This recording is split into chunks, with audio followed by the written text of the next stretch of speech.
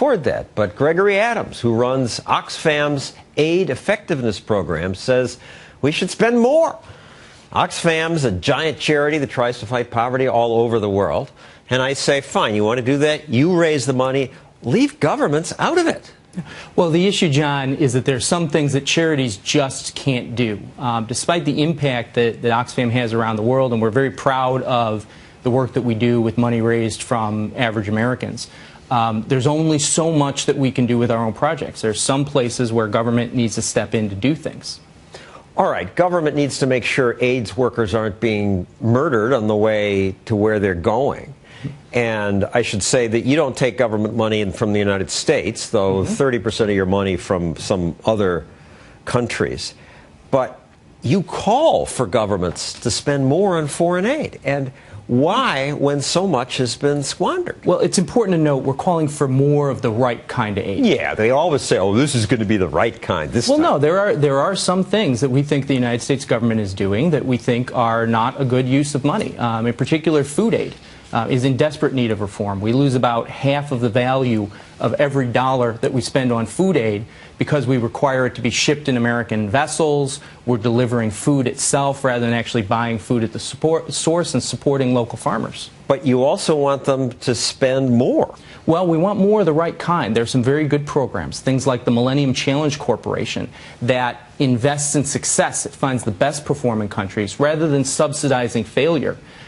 We want to see more aid given directly to helping small farmers grow more of their own food. And we want to see more aid used to support anti-corruption efforts and good governance efforts in a lot of these countries. But what are the odds that that'll happen, that the aid supports the corrupt dictators? The New York Times says as much as half the food aid sent to Somalia is diverted to corrupt contractors, Islamic militants, and local UN staff.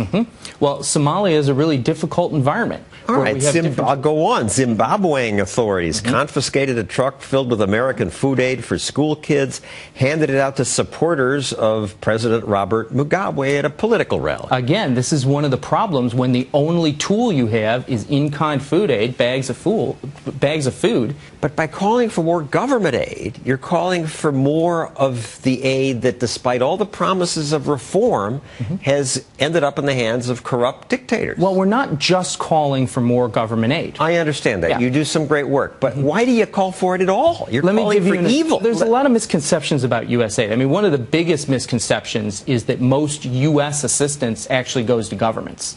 In fact, that's not true. Most U.S. assistance goes to U.S.-based charities, NGOs, and contractors. And the UN, which sometimes there's a portion that goes to the UN. We're very clear that the UN is not the solution to poverty, just as aid is not the solution to poverty.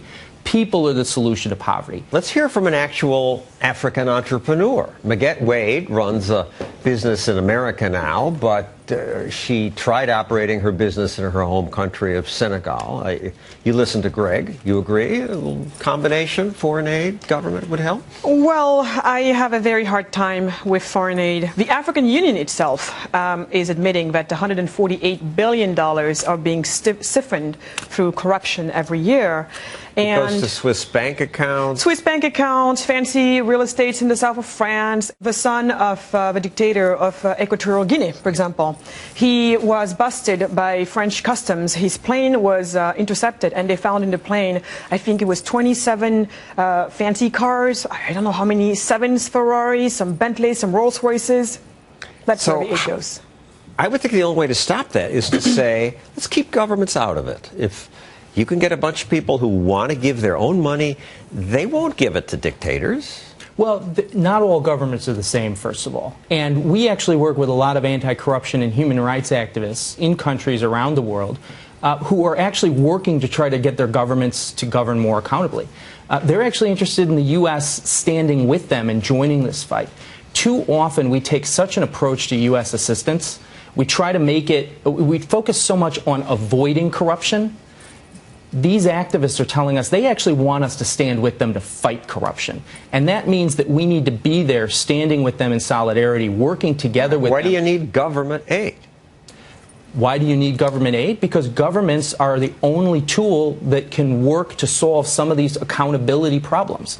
It's like asking, why do the Bears need an offensive line just because the linemen don't score any touchdowns? At some point, you need these other tools. It's going to be entrepreneurs like Maggette who solve the problem of African poverty. But you also need governments to do other things that entrepreneurs can't do. You need these governments, government aid.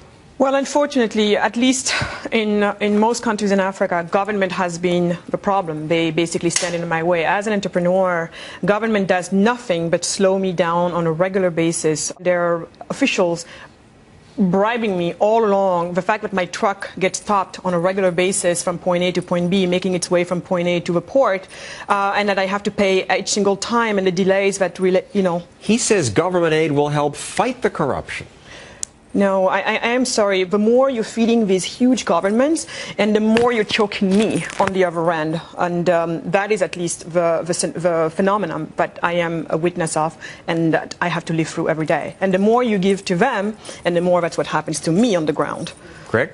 But we do think that there is a role that government can play. And in fact, in a lot of the places that Oxfam works, we actually find there's a government deficit because there's a lack of security. There's a lack of basic services. People don't have clean water. People have to deal with. But why do you believe government aid would provide that? It hasn't so far after trillions were spent. That's actually not true. There's a lot of success stories going on right now in Africa. There's a lot of African countries that are seeing huge economic growth. I look forward to seeing them. Yeah. Thank you, Greg. Maggette.